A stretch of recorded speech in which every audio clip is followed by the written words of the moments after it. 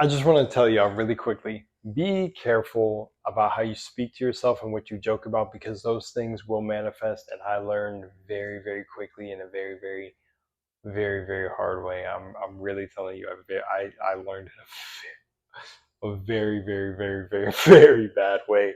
Well, what could be perceived as bad, I think it's neutral, and it was just a learning lesson. But I'm saying bad because you guys will be able to understand it easier if I just say a lot of people would deem this event bad, and I know they did because I was in a Zoom call telling this story before, and they were like, "Oh my gosh!" and I was like, "Hey, but I understood why I had to go through it because it was myself that I spoke it into existence." And that's why I will always say from the beginning of this video, be careful how you speak to yourself and truly understand what you're talking to yourself about every day and even joking about, because remember, it's all affirmations. Life and death are in the power of the tongue. Let's get it.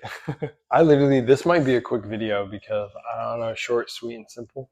You have to understand your faith and everything that comes from within you is pretty much just, it's God. Everything, the source, maker, whatever, all of this infinite intelligence and source comes from within you. Understanding that, I'm pretty sure you would be very careful about what you joke about, very careful about what you say, and all that. But what I want to say before I even get into the entire video, and what I want to preface is, if your self-concept is strong, you can joke and talk about certain areas of your past that you came from without manifesting that stuff again. And again, I'm living proof of it. I talk about my past experiences and how I awakened, all the time, and none of it comes to manifest. I talk about points in time where I felt like I was truly alone and I was against the world and things like that. And they don't come to manifest again because I don't feel that. I don't hold that into who I am. So you're safe to talk about certain things and joke about certain things, but you have to be careful if you haven't really come into this concept of understanding that life and death is in the power of your tongue. Those situations where you go, "Oh, I knew that had to happen like that," or "I knew that was going to happen." Well, how did you know if you're not all consciousness? So that's what I want to talk about today. I had an individual in my life that, let's just say that I kept joking about this person trying to do something with me with my friend, like trying to get me into something. And, I joked over and over, and I laughed with my friend because he was like, "Yo, we should stop saying this because it may happen. Like, this person may actually end up doing this thing to you." It was funny, as I went to say that was 144 on the recording. If you know, you know. 144. Got a little repetitive number right there. It's a little special number to a lot of people. But um, the thing that I kept joking about this person doing actually ended up being life ruining for me. I was able to manifest and create my way out of it. I think it was just a canon event for me to understand my power and understand what not to sacrifice about myself. But man, I kept joking over and over. I was joking about this certain situation happened and it came to pass. And it was crazy because there were a bunch of other signs that happened beforehand that were basically showing me to, you know, sort of stop giving energy and engaging with this certain individual. But I didn't listen to the signs because or it's not even that I didn't listen. The mistake I made was I was aware of these signs and I did not, I didn't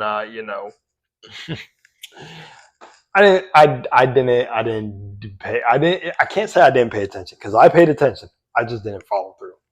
And that's why I say to y'all, be very careful what you say to yourself and what you speak into existence, even if you're joking, because it can come to pass depending on your emotions in the moment and your feeling towards it.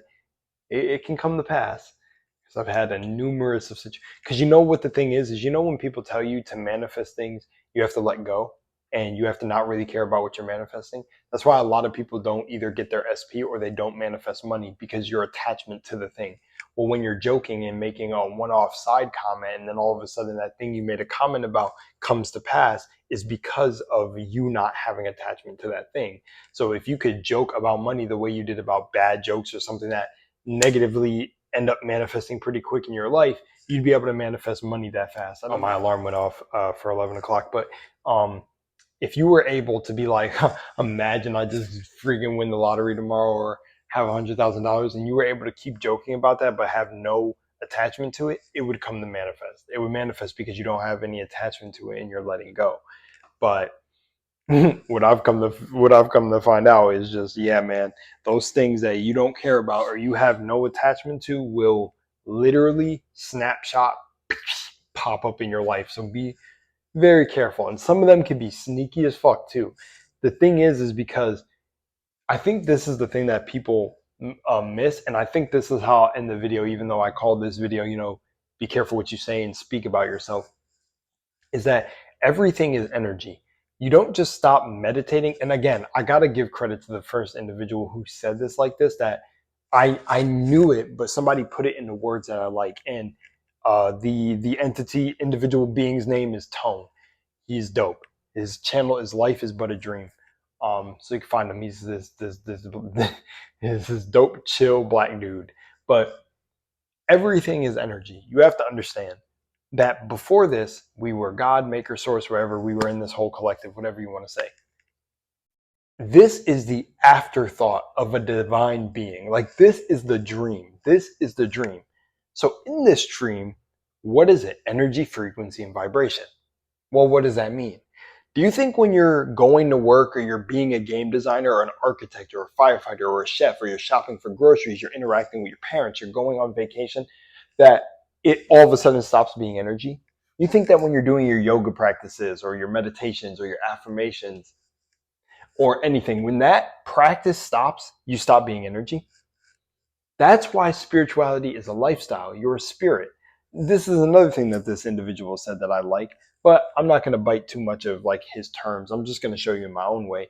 Is that one thing I realized when I woke up is that I'm not a human all of a sudden recognizing that I'm a god, right? Or I'm a spiritual being, or I'm an infinite source, or I'm one with God, whatever you want to say. When I woke up, I realized all these psychic gifts and all of this stuff was reminding me of who I was. Because how am I having deja vu? How am I even remembering all these past lives? How am I calling events before they happen? Oh, that's right, because I've been here before. I'm reincarnated, so I'm something higher condensing myself into a being. So that means this isn't my true thing. I'm passing through. I'm a visitor here. I'm like a nomad.